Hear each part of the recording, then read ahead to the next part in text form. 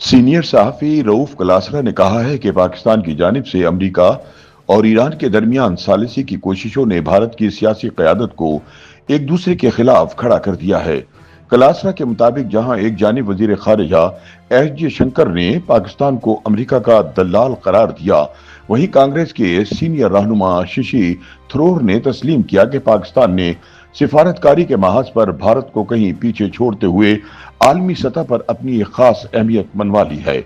अपने सियासी तज्जिये में रऊफ कलासरा का कहना है कि भारतीय वजीर खारिजा एस जयशंकर ने अमरीका और ईरान के मुज़ाकरात शुरू करवाने के लिए पाकिस्तानी सालिसी की कोशिशों को दलाली करार दिया, तो भारत के अंदर संजीदा और समझदार हलकों ने इस पर शदीद रद्द अमल जाहिर किया।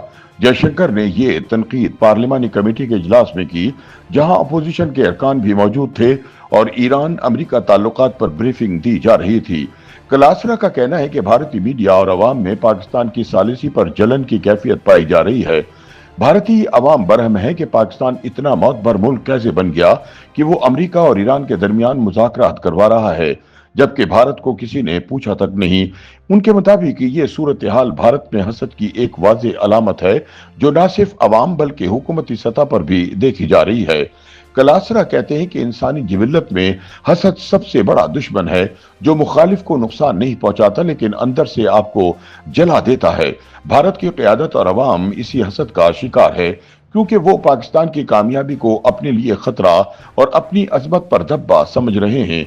माजी में भारतीय अवाम को ये तासुर दिया गया कि दुनिया की सबसे बड़ी कौम है, जिसके बगैर आलमी निज़ाम कायम नहीं रह सकता, और अब पाकिस्तान की सालिसी ने इस खुद साख्ता नजरिए को चैलेंज किया है। रऊफ कलासरा ने यह भी वाज़ेह किया कि भारत ने गुज़िश्ता बरसों में अपनी मिडिल क्लास की इक्तिसादी ताकत और तवानाई की जरूरियात की बुनियाद पर ईरान, सऊदी अरब और मुत्तहिदा अरब अमारात के साथ मजबूत ताल्लुकात कायम किए, और इस दौरान पाकिस्तान और खलीजी ममालिक के ताल्लुकात में वक्ती कशीदगी भी पैदा हुई। ताहम पाकिस्तान ने अप्रैल 2022 के बाद अपने ताल्लुकात बहाल करके आलमी सतह पर अपनी अहमियत बढ़ाई।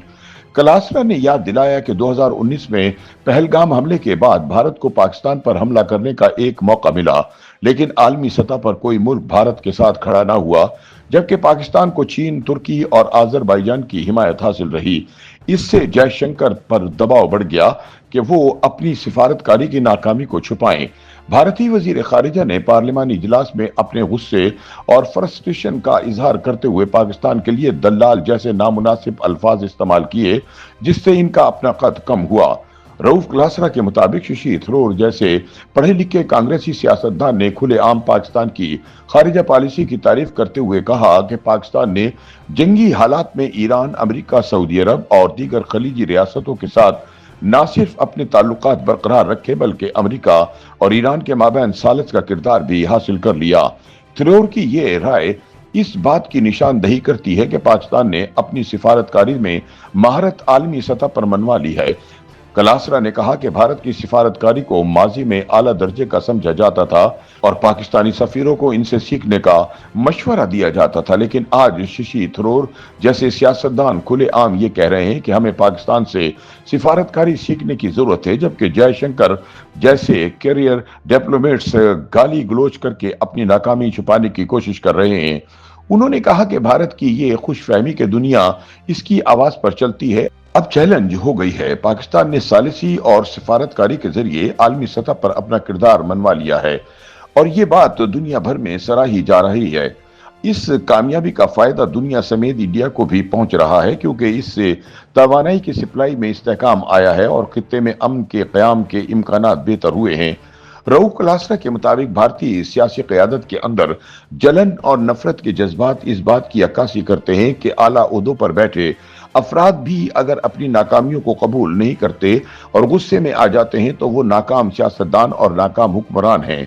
उनके ख्याल में जयशंकर के नामुनासिब अल्फाज ने भारत को शर्मिंदा किया है, जबकि शशि थरूर की पजीराई ने पाकिस्तान के सिफारती किरदार को उजागर किया है।